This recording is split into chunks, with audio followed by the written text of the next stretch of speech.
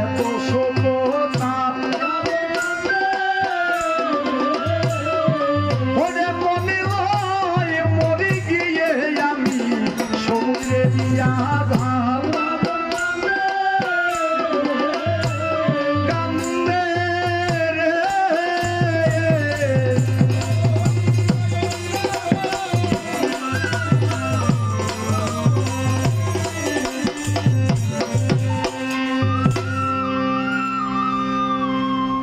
রাবণ যখন পুত্র সুখে কাটছে, মহারানী মন্দাদরী পাগলিনীর বেশে দশাননের কাছে এসে ডেকে বলছে, মহারাজ আপনি কি জন্য কাঁদছেন? রাবণ রাজা ডাক দিয়ে বলেছে, 10,000 রমণীর মধ্যে যিনি প্রধান রানী মহারানী পাটেশ্বরী মন্দাদরী। মন্দাদরী, তুমি বুঝি কিছুই জানো না? তুমি সব জেনে শুনে আমার কাটা গায়ে লবণের ছিটা দিতে এসেছো রানী?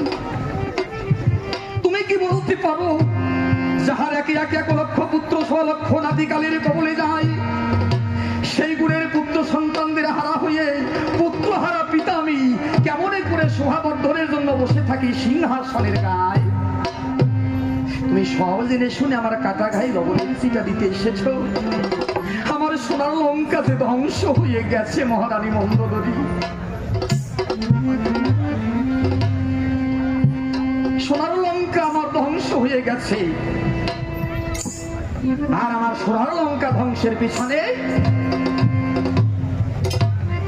একমাত্র সীতাই এই দোষে দোষী, সম্পূর্ণ দোষ সীতার। তাই মনে আমরা ঠিক করেছি আর সীতাকেই চন্দ্রহাস খড়্গাঘাতে বিখণ্ডিত করে আমি আমার পুত্র শোকের জ্বালা নিবারণ করব। এই বলে খড়গ হাতে ধারণ করে রাবণ রাজা যখন অশোক বনের দিকে যায়, পেছন থেকে মহারানী মন্দাদরী রাবণের স্ত্রী হাত করে রাবণের হাত ধরে ডাক দিয়া কয়, মহারাজ বেয়াদবি মাফ করবেন মহারাজ, আপনি এ কি করছেন?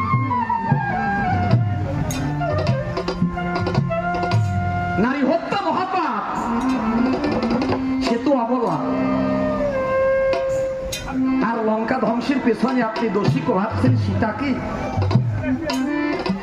হে মহারাজ, আমি বলি আপনার ঠাই লঙ্কা ধ্বংসের পেছনে মা জনকনন্দিনী জগৎলক্ষ্মী সীতার কোনো দোষ নাই। দোষ যদি থাকে মহারাজ, তবে সম্পূর্ণ দোষে দোষী হলো একমাত্র আপনার ছোট ভাই বিভীষণ। বিভীষণ যদি রামের শরণে গিয়ে শুভ অশুভ সংবাদ, লঙ্কার কোন জায়গায় ধনাগার, কোন জায়গায় অস্ত্রাগার, কোন জায়গায় কোন গুপ্ত স্থানে কতজন সৈন্য কত চৌকিতে আছে, যদি বিভীষণ রামের শরণে গিয়ে রামকে বলে না দিত, তবে আপনি বলুন প্রভু রাম কি কখনোই এত তাড়াতাড়ি আপনার লঙ্কা ধ্বংস করতে পারত? সত্যি কথা বলা। এই জন্য অনেক গুরুজনেরা কয়, অনেক মুরব্বীরা কয় যে ঘর শত্রু বিভীষণ। অন্তরে করবেন বিবেচনা, এরূপ বিভীষণ আছে প্রত্যেক ঘরে ঘরে, কথা মিথ্যা না। ঘরের যে ইঁদুর আছে, ওই ঘরের ইঁদুরে যদি ঘরের বাদ চাটে, তাহলে এই জগতে এমন কোনো গৃহস্থ নাই, এমন কোনো কারো সাধ্য নাই যে বাদ দিয়ে রাখতে পারে। কি পারে বাবা? পারে না। তাই রাবণ রাজা বলছে কি, হে মহারানী মন্দাদরী, কথাটা তুমি ঠিকই বলেছ, আমার এই সারা লঙ্কা ধ্বংসের পেছনে দোষী একমাত্র সীতা। এ কথা তো আমি বললাম, আর তুমি বললে কি সেটা নয়, সর্বদোষে দোষী হয়েছে আমার কনিষ্ঠ ভাই বিভীষণ। তাহলে ঘরের শত্রু বুঝি আমার বিভীষণ,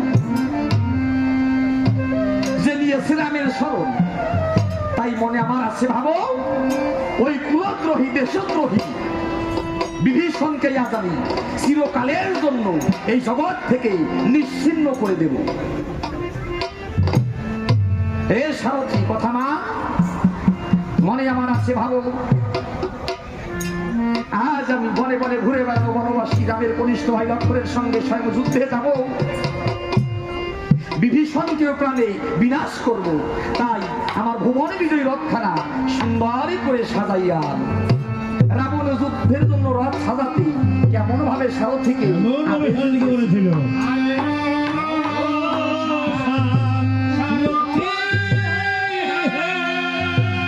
ভুবন বিজয়ী রথ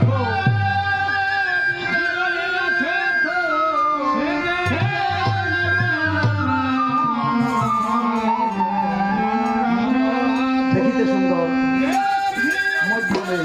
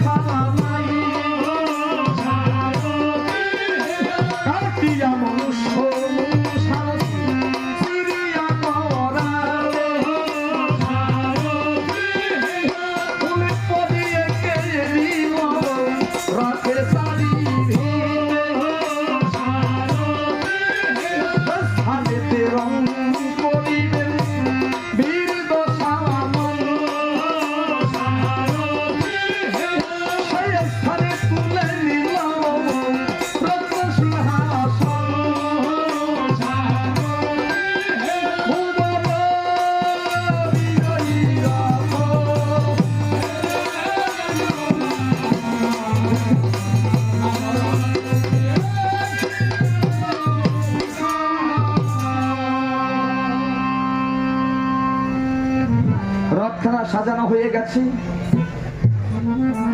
সারথী এসে ডেকে বলছে, মহারাজ এই নিন, আপনার যুদ্ধের উপযুক্ত করে রথখানা সাজানো হয়ে গেছে। চতুরঙ্গ সৈন্য সামন্ত নিয়ে রাবণ রাজার রথে উঠে চারিদিকে চায়। অশুভ যাত্রা শূর্পণখা রাবণের রথের সম্মুখে দাঁড়ায়। নাকা কান্ত নাই মতি। অনন্ত শক্তি ঠাকুর অত্যন্ত খড়গাঘাতে তা অনেক আগেই দিয়েছিলেন কেটে, একেবারে সমান সমান। এই অমঙ্গলের চিহ্ন দর্শন করে কি বলবো আপনার দিকে ধারে রাবণ রাজা তুচ্ছ জ্ঞান করে। এ সামান্য অমঙ্গলের চিহ্ন ত্রিলোপী যে তার রাবণের কি করতে পারে। মানে এই যে গর্ব, এই যে অহংকার, অন্তরে করবেন বিবেচনা, এ কথা মিথ্যা না, গর্ব করা ভালো নয়। রাম সুন্দর বর্ষা প্রণীত এর যে বাল্য শিক্ষা বই, মনের কথা আপনাদের কাছে খুলে কই, তাতে পরিষ্কার লেখা আছে না, অসৎ সঙ্গ ত্যাগ করো, আলস্য দোষেরা কর, ইক্ষুরসতি মিষ্ট, ঈশ্বরকে বন্দনা করো, জগৎ জননী অতি পূজ্য। ঝগড়া করিও না, ঝগড়া করলে বিপদ ঘটে। গর্ব করা ভালো নয়, ভাল্লোক সর্পের সমান। কত সুন্দর বলা। আগে তো মাস্টার মশাই আমাদের পড়া দিত 2 লাইন মুখস্থ করে আসবা, মুখস্থ করে চলে যেতাম, কিন্তু আসলে তো ভাব অর্থ বুঝতাম না যে অর্থ কি। বয় বাড়ে পয় সারে, কি এর মানে আছে না? বয় বাড়ে পয় সারে, বলুন তো এর অর্থটা কি? এও তো ভালো শিক্ষা বই পড়া। বয় মানে আমাদের বয়স দিন দিন তো বেড়ে যাচ্ছে। কোন এক সময় মায়ের কোলে শৈশবকালে ছিলাম, তারপরে কৈশোরে পদার্পণ করলাম, কৈশোর গেল, শৈশব গেল, তারপরে যৌবনা প্রাপ্ত হলাম, তারপরে বৃদ্ধকাল। তখন আস্তে আস্তে বয়স যখন বাড়ে, পয়ও আস্তে আস্তে ছাড়ে। আপনি চিন্তা করে দেখবেন যে কোন একটা ভারী দ্রব্য আপনার ইচ্ছা হলেই কিন্তু আপনি হাত ধুয়ে তা ধরে ধারণ করতে পারবেন না, উঠাতে পারবেন না।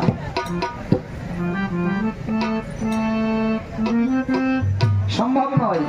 আস্তে আস্তে দেহের মধ্যে হইতে দৃষ্টি শক্তি ক্ষীণ হয়ে আসবে, শ্রবণ শক্তি লোপ পাবে, চলন শক্তি থাকবে না। এগুলি আস্তে আস্তে সব ছেড়ে যাবে। এই যে কমন সেন্স মানবের, এই যে মেমোরি, হ্যাঁ মরে যাবে, ধারণ ক্ষমতা হারিয়ে ফেলবে। সত্যি না ভাইয়েরা? এর ভীষণ তাৎপর্য আছে। তাই যখন রণক্ষেত্রে গিয়ে কোথায় বা বিশ্ব বিভীষণ, একবার এসো দেখি, হুঙ্কার দিয়েছে রাবণ। রাবণের রূপ দর্শন করে, সে কি রূপ রে বাবা! 10টা মাথা, 20টা চোখ, 2 পাটি দাঁত, 20খানা হাত, 10টি মাথায় রাবণের 10টি সোনার মুকুট ঝকঝক করছে, গলদেশে বক্ষস্থলে শোভাবর্ধনের জন্য গজমতির হার দুলছে। দেখলেই ভীষণ ভয় লাগে। এই উগ্ররূপ দর্শন করে রাবণের বিভীষণ চিন্তা করে তার মনে, ঠাই রাবণের হাত হইতে আজ বুঝি আমার প্রাণে বাঁচার আর আশা নাই, আমি তো মরে যাব। তবে মৃত্যুকালে চিরজন্মের মতো একবার আমি আমার শেষের ডাক প্রভু রামচন্দ্রকে দেখে যাই। তখন ভক্তিতে ধার্মিক বিভীষণ, সে রাক্ষস কুলে করেছে জন্মগ্রহণ বাবা। তথাপিও ভগবান শ্রীরামচন্দ্রের একনিষ্ঠ ভক্ত সেবক একজন। এই জন্য জন্ম হোক যথা তথা, সুকর্ম বাধায় মানবতা। কি রূপে জন্ম নিয়েছ, কোন কুলে জন্ম নিয়েছ, সেটা মূলত মুখ্য নয়। আসল হয়েছে যদি স্রষ্টার দিকে লক্ষ্য রেখে তুমি সৎ পথে থেকে সত্য কথা বলে সুকর্ম করে যেতে পারো, তোমার মতো বান্ধব ত্রিজগতে আর কেউ নাই। 2 ভুজুগের মধ্যখানে ধ্যানের ঘরে মনকে নিকেতন করে ধার্মিক বিভীষণ ডাক দিয়েছেন রামকে, ও দয়াল রাম,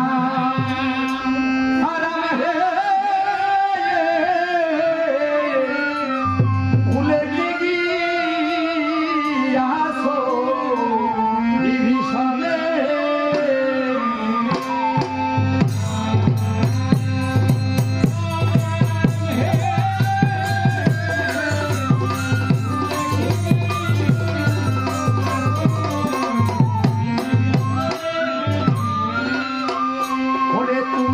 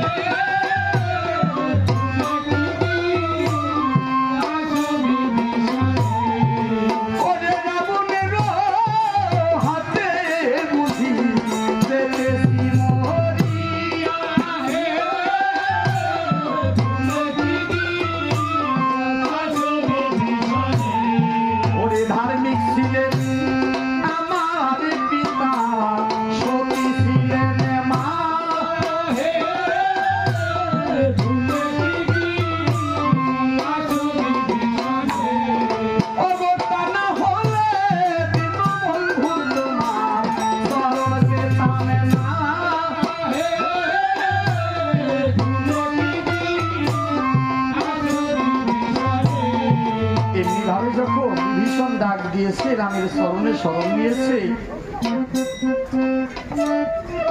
রামচন্দ্র গুণের ভাই লক্ষণের কাছে ডেকে বলছে, ভাই লক্ষণ রে, আমার মনে হয় আমার ভক্ত বিভীষণ বড় বিপদে পড়েছে। কথা নাও, তুমি যাও, গিয়ে আমার ভক্ত বিভীষণকে বিপদ হতে রক্ষা করো। লক্ষণ ডেকে বলেছে, দাদা আমি তোমার কথা কিছু বুঝলাম না। আমরা রয়েছি সময় কোথায় না জানি, ভক্ত বিভীষণ রয়েছে কোথায়? তুমি কেমন করে বুঝলে যে বিভীষণ বড় বিপদে পড়েছে? রামচন্দ্রকে দেখে দে বলছে, বুঝবি না ভাই লক্ষণ রে, ভক্তের বিপদ ভগবান কেমন করে বুঝতে পারে জানিস? ভগবান তো হয়ে দেখিস, এই যে জীবাত্মা পরমাত্মা, যে প্রেম, যে প্রীতি আর ভালোবাসা, যে মিলন, নয়নে নয়নে বানে বরিশনে তাহি উপজিল পি, অধরে অধরে সুধা রসপানে তাহি উপজিল রি। নয়নে নয়নে বানে বরিশনে তাহি উপজিল পি, হিয়ায় হিয়ায় প্রেম আলিঙ্গনে তাহি উপজিল রি, আর অধরে অধরে সুধা রসপানে তাহি উপজিল পি। দ্বিজচণ্ডী দাস বলে এই তিন অধরে হইল পি রি পি। নয়নের সঙ্গে নয়ন, প্রথম যদি কোনো প্রেমিকার সঙ্গে প্রেমিকা হয়ে থাকে বানবরিশন, নয়নে নয়ন। আত্মার সঙ্গে যদি কোনো প্রেমিক প্রেমিকার সঙ্গে ঘটে থাকে মিলন, হৃদয়ের সাথে যদি প্রকৃতভাবে হৃদয়ের হয়ে থাকে বন্ধন, তবে ওটাই অন্তরের বন্ধন, ওটাই হৃদয়ের বন্ধন, ওটাই মনের বন্ধন। হয়তো সনাতন ধর্মাবলম্বী যারা খুলে বলি দিয়ে আলোচনার দ্বারা বিবাহের কালে লক্ষ্য করে দেখবেন, তা ইহার মধ্যে অন্য কিছু নাই। চারটি কলা বৃক্ষ ওটা থাকে, তাই না? কলা গাছ যারে কয়, কথা কও না কি? কথা না বললে আমি কেমন করে বুঝবো যে আমি যা বলছি আমার ভাইয়েরা বোনেরা তা গ্রহণ করছে কিনা? তাহলে ওই চারটি কলা গাছের মাঝখানে যেজন বর, খুলে বলি আপনাদের গোসর, কাপড় মুড়ি দিয়ে বসে রয়,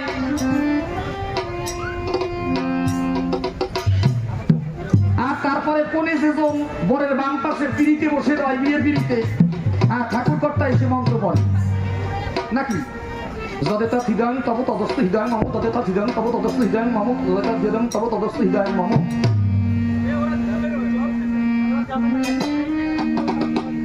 ঠিক এইভাবে একটু জোরে কইতে হবে, যদেতা হৃদয়ং তব তদস্থ হৃদয়ং মম। এর মানে কি?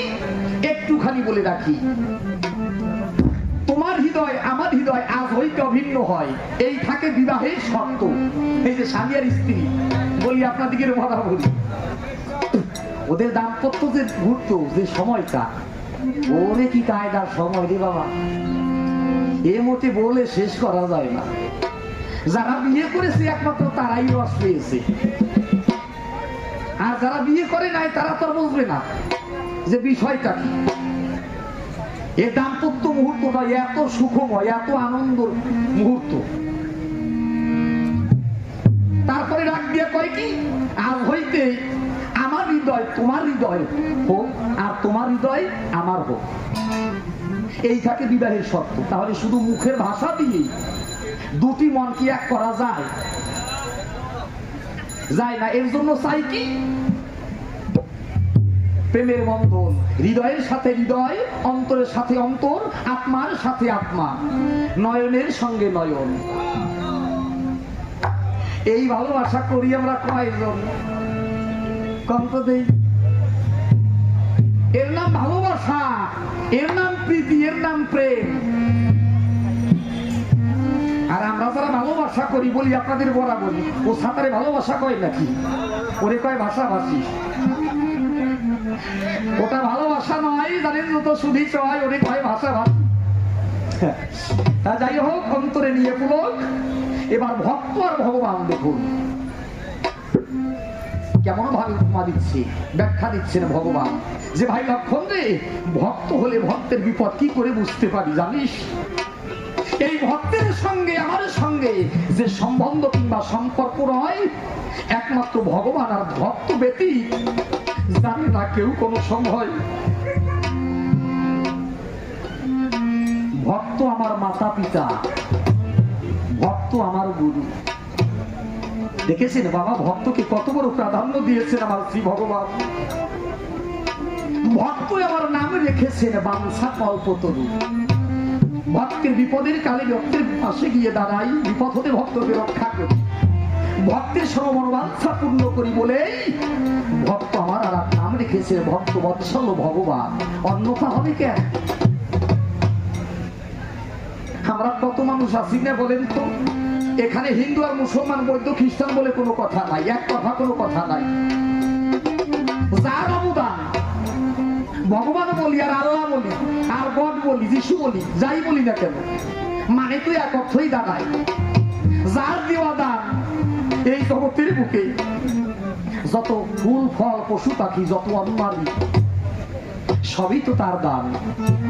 কিন্তু যখন আমরা খাবার খেতে বসি বলি আপনাদের পাশাপাশি, যার দেওয়া দান তার নামে যে একটু দেব, তাকে যে একটু দিয়ে তারপরে নেব, সেই জ্ঞানটুকু থাকে না। তখন বিস্মরণ হই, ভুলে যাই। মুসলমানেরা কি করে জানেন?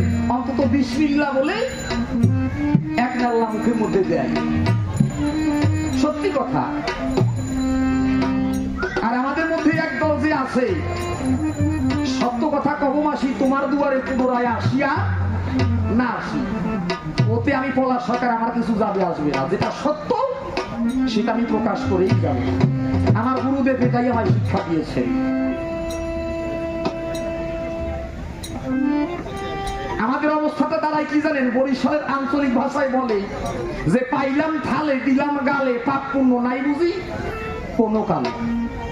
আমরা পাই আর জনমের খাওয়া খাই, অথচ যার দেওয়া দান তার উদ্দেশ্যে যে একটু নৈবেদ্য নিবেদন করে তারপরে গোবিন্দের নিবেদিত প্রসাদ আমরা পাবো, প্রসাদ সেবা করবো, বাবা ওই সময় নাই, পাই আর খাই। তাই আমার ভগবান বলেছেন ভক্ত যদি আমায় সেবা দেয় ভাই রে তবেই আমি পাই, ভক্ত না দিলে পরে আমি উপবাসী যাই। ভক্তের জয় গুণগান গাইছে মায়ের আমার, বাবাজির আমার, আপনাদের জয় গুণগান গাইছে স্বয়ং ভগবান হয়েও। তিনি তার নিজের মুখে ভক্ত আমার মাতা পিতা, ভক্ত আমার গুরু, ভক্ত আমার নাম রে কেসে বাঞ্ছা কল্পতরু।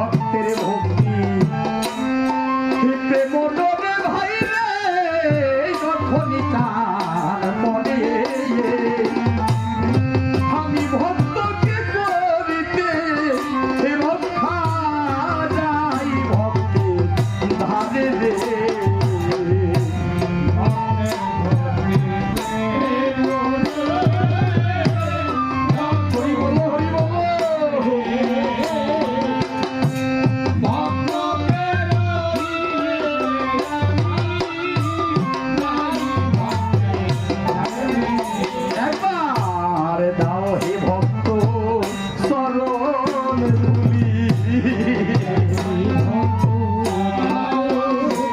একবার দাও হে ভক্ত চরণ ধুলি,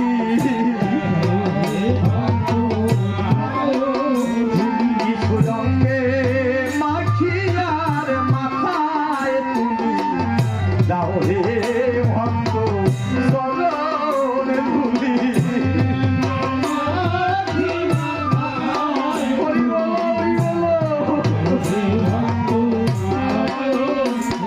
আমি মুখে যেন সদা গুরু দাও হে ভক্ত চরণ ধুলি।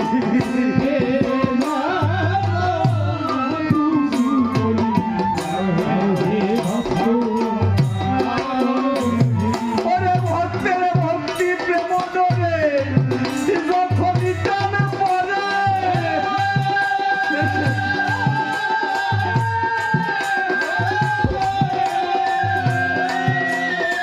আমি ভক্তকে করিতে রক্ষা যাই ভক্তির ধারে,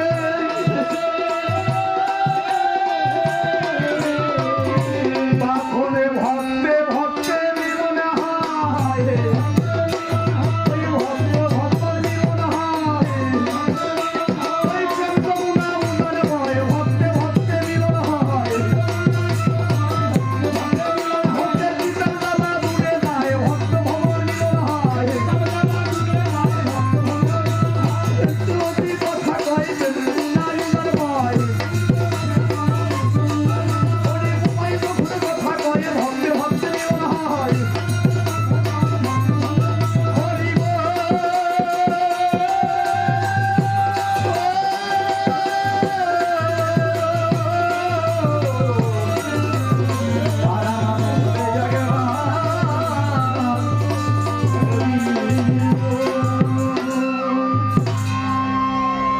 দাদা লক্ষণ কেঁদে কেঁদে বলছি, দাদা রাক্ষস কুলে জন্ম নিয়েও বিভীষণ তোমার ভক্তিতে তোমার চরণ পেয়েছে, আর আমি তোমার মায়ের পেটের ভাই হয়ে আমার তেমন সৌভাগ্য হলো না। ও দাদা তাহলে আমি কত বড় হতভাগা। দেখেছেন প্রেম কারে কয়, প্রীতি কারে কয়, ভালোবাসা কারে কয়, স্নেহ কারে কয়, ভগবান শ্রীরামচন্দ্র দিয়াছে পরিচয়। ভক্তের সাথে আর ভগবানের যে প্রেম, আত্মার সাথে যে আত্মার মিলন, নয়নে নয়ন, এই নয়নে নয়নে বারবরি শোনে। আর এই লোকাচারে দেখা যায় প্রেম। ইয়ং জেনারেশন, যুবক যুবতী প্রেম করি না আমরা, না সাথে আমার তো বিয়াটা হয়ে গেছে, আমি আর কি প্রেম করবো? আমার কি এখন প্রেম করার বয়স আছে নাকি? মানে করে তাই করে আর কি। তাই এই প্রেম হয় না, আর এনে ভালোবাসাও কয় না। একটা সত্যি কথা কি জানেন, এক গ্রামে বলে বলি আপনার দিকের গ্রামে একজন গরিব কৃষক, এত গরিব যে একটা মাত্র দোয়া গাই আছে, ওই গাই দুয়ে যে দুধ হয় ওই দুধ বাজারে বিক্রি করে তারপরে যা অর্থ করি পায় তাই দিয়ে কোনো রকমের সংসারটাকে চালনা করে। তখন দৈবক্রমে ওই গরুটাকে যে জায়গাতে সব দিয়েছিল ঘাস খাওয়ানোর জন্য ওই মালিক, ওইখান থেকে ওই গরুটার পাচ্ছে না। তা ওই গ্রামের একটা ছেলে আর একটা মেয়ে, মানে একজন প্রেমিক আর অন্যজন প্রেমিকা, ওরা মনে মনে ভাবছে যে মনের মধ্যে যে আমাদের জমানো এতগুলি কথা, এ কথা বলার তো অনেক সময়ের প্রয়োজন, দু চার কথায় কি শেষ করা যায়? বিশেষ করে নূতন নূতন অবস্থায় কথা যত বলি ততই বলতে ইচ্ছে হয়, মোটে শেষ হয় না। সত্য না তাই আমি মিথ্যা কথা কব নাকি? এখন ওরা দুজন মিলে বলছে তাহলে কোন জায়গায় গিয়ে বসা যায়? বলে যে ওই যে একটা সারা ভিটির পরে একটা হিজল গাছ, মনে আছে ভালো? হিজল গাছের নিচে সুন্দর বাতাস আছে, ঠান্ডা বাতাস, ওর নিচে বসে বাতাস খাবো আর দুইজন মিলে দুইজনার কথা পরান ভরে কব। বলে হোক তাই, তাহলে চলো যাই। ওরা দুইজন গিয়ে কি বলবো আপনাদের কাছে, বসে গাছের গড়ি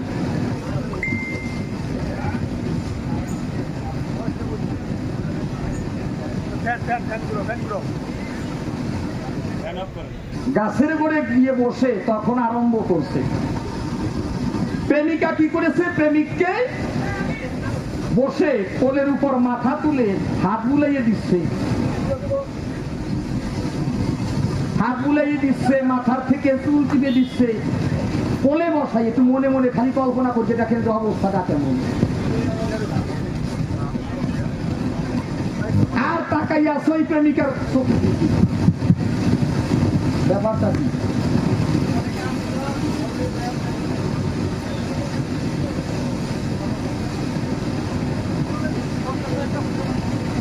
তাকাই আছে ওই প্রেমিকার চোখের দিকে। কে প্রেমিক?